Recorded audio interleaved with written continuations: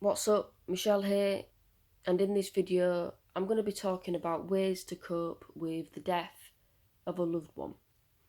And this is a video that won the vote.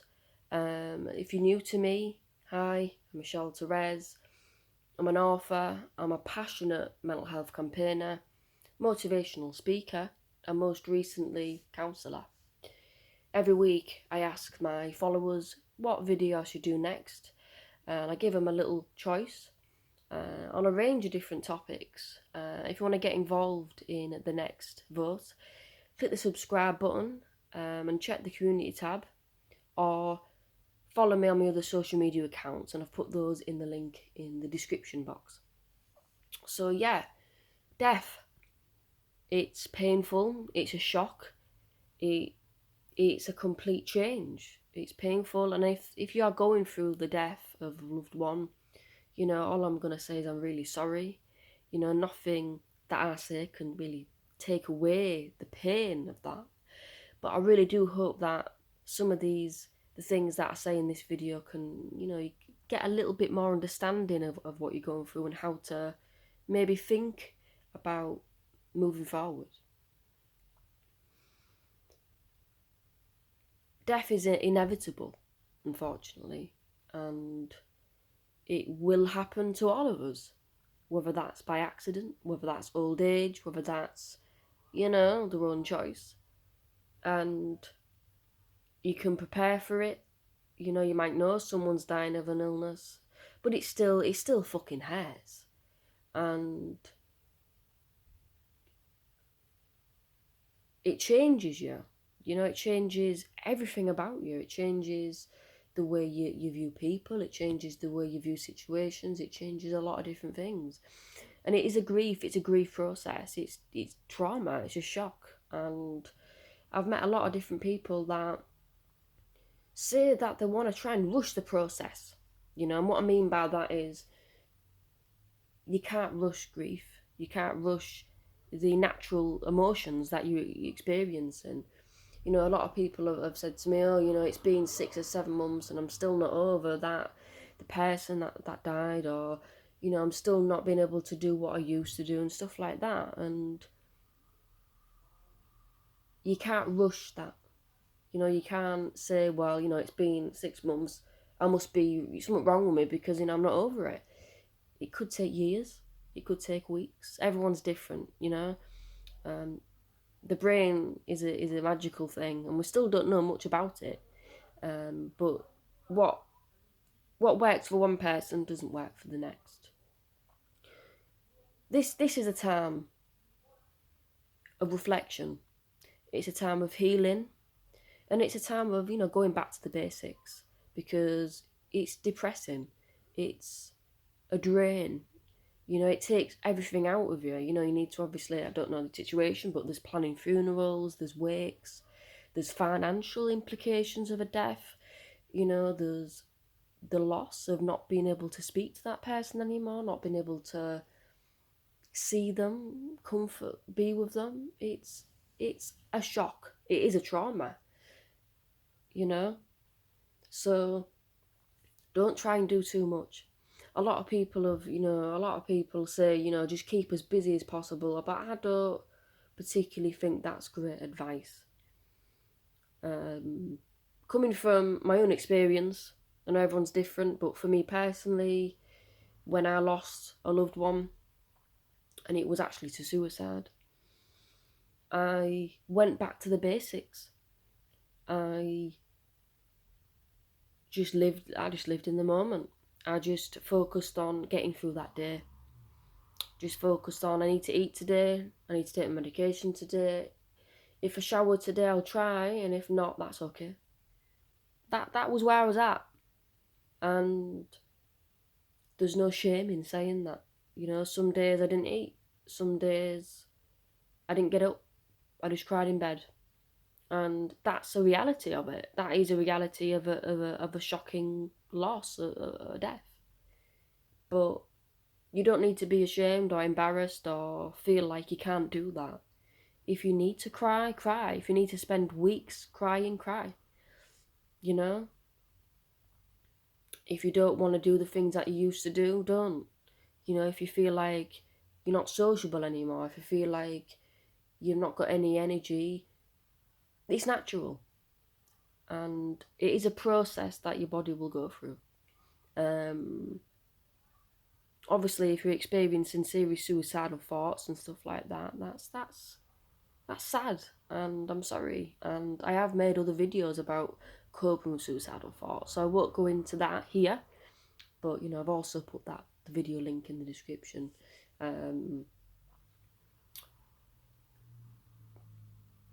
I'll say speak to your GP, although it might not be very easy for people, obviously with lack of resources and stuff. But obviously that's a first thing.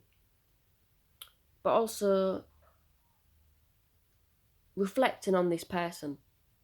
You can't pretend it didn't happen. You can't just go to bed and think, oh no, it didn't happen. I'll just try and push it out the back of my mind. That won't work. I've tried it. It doesn't work. This is the time to rejoice that person. This is the time to think, you know what, I'm so glad I met her, or him. I'm so glad that that person was a part of my life, and they've taught me this, and they've taught me this, and they've taught me this, and they've made me realise this about myself, and they've made me realise that I can grow in that way and this way, and I'm gonna listen to what she said and do this and see what happens. Or you know what, I shouldn't have done that, but I regret doing that, but I've learned to not do that, and this is the time for that. This is the time for that.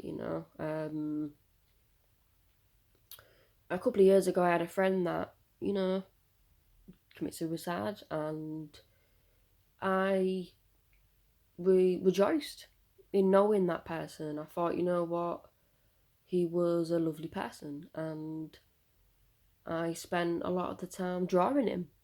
I spent a lot of time writing about him, and that was my way of getting over that. That was my way of processing it, to make sense of it. Because sometimes all you want is an answer, like why. If it is a suicide, I think I'm going to make another video on that, because it little bit of a different connotation there, implications. But yeah, it's difficult, and answers, sometimes there isn't any answers to why. Sometimes people reach for faith, like, oh, it was their time to go. I mean, if you know me, I'm not religious, I don't believe in that, but turn to whatever you want to turn to. Try and not isolate yourself. I'll say this, try and not isolate yourself, because you need to kind of make new connections as well. Don't rush. I'm not saying go out and get on all the dating apps and stuff, because that's no, that won't work. But don't just delete everyone's number and cut everyone out. Try and stay in touch a little bit with people. Just touch base with them.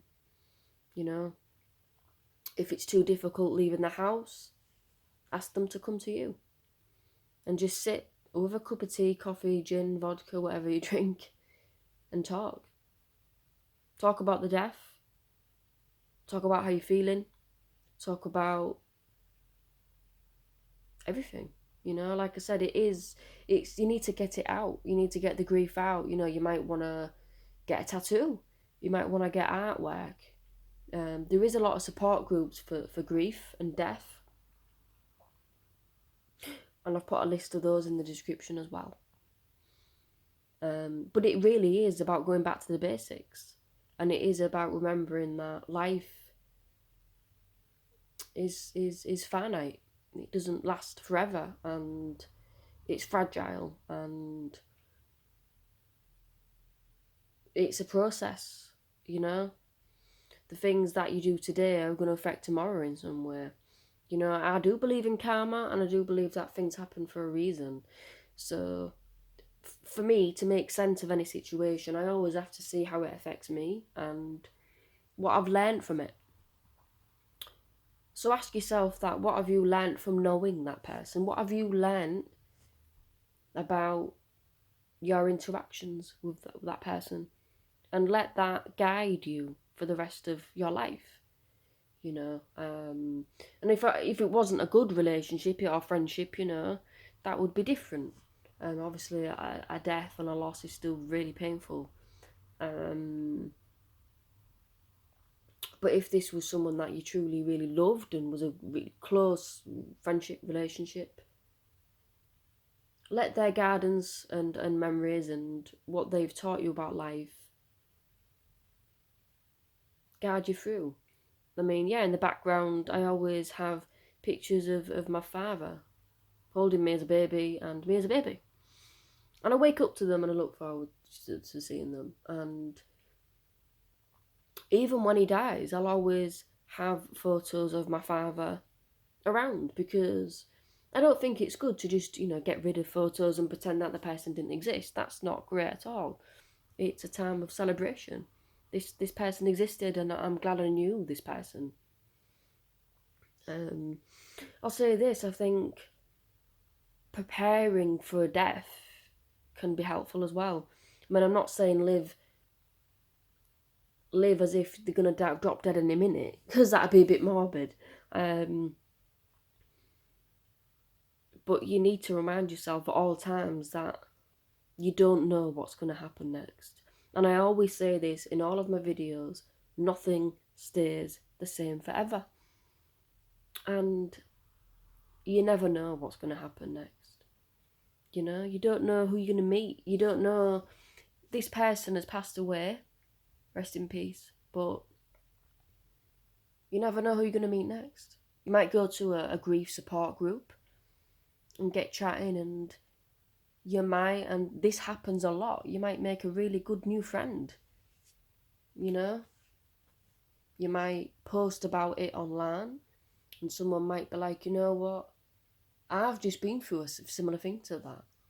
You might read a book about grief or bereavement, and a sentence might stick in your mind, and you might write a poem about it or a song about it, and that becomes a bestseller.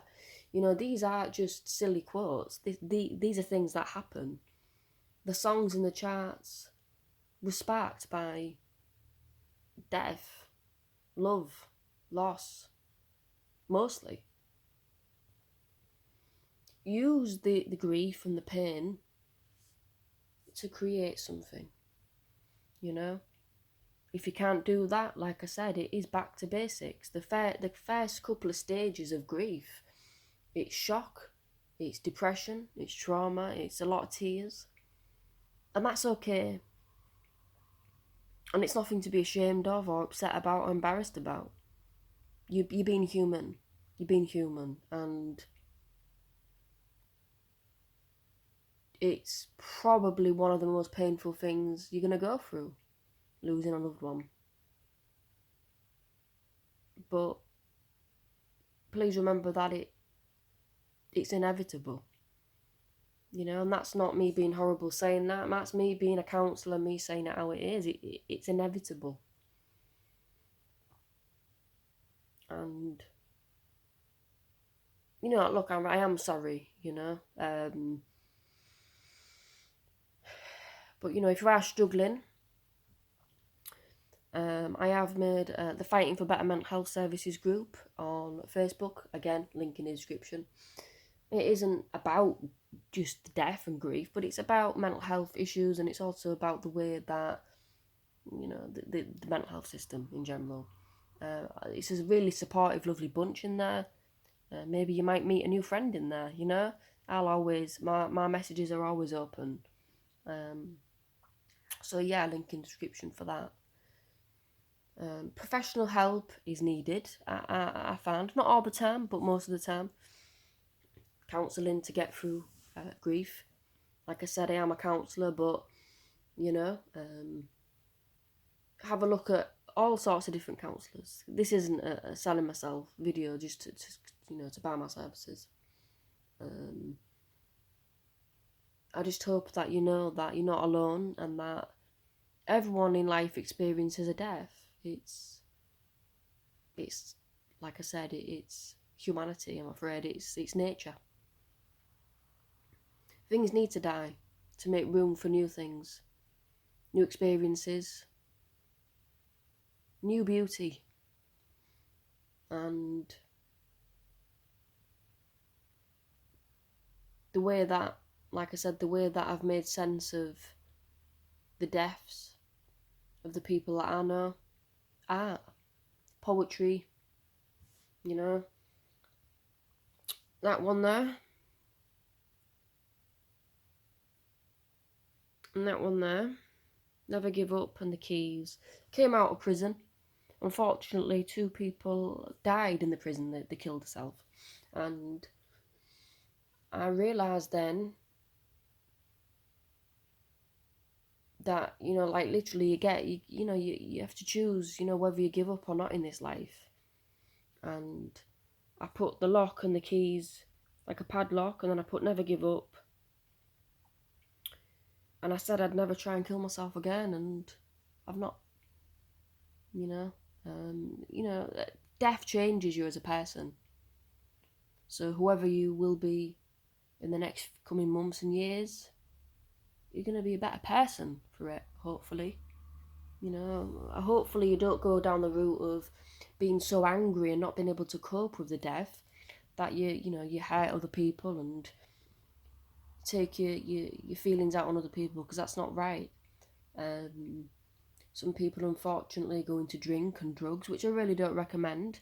And some people do, you know, they end their life. And I hope that won't be the case for you. You've got so much to achieve, and you've got so much life to live. I'm gonna end this video, but like I said, I'm gonna say it once more, because it's so profound and it's so true, and people don't realise it. Every day is a new day. You know, nothing stays the same forever. You could literally go to the shop, and I've done this. Somebody stops you and basically asks you for a light just outside of a shop. I don't smoke. I said, sorry, I don't smoke, but I've got some mints. Handed her some mints, and we started chatting. We actually got on really well, and I ended up going back to hers, and you know, the rest is for me to know. If you know what I'm saying. You know, good things happen, and you don't even know they're gonna happen. You know, nothing is just set in stone. Don't give up. Please don't give up. Rest in peace to your loved one. You know, and I really do hope that you make sense of it, and you grow from it, and you make some art from it. But for now, thank you for watching my videos. And again, sorry for the loss of your loved one. Rest in peace.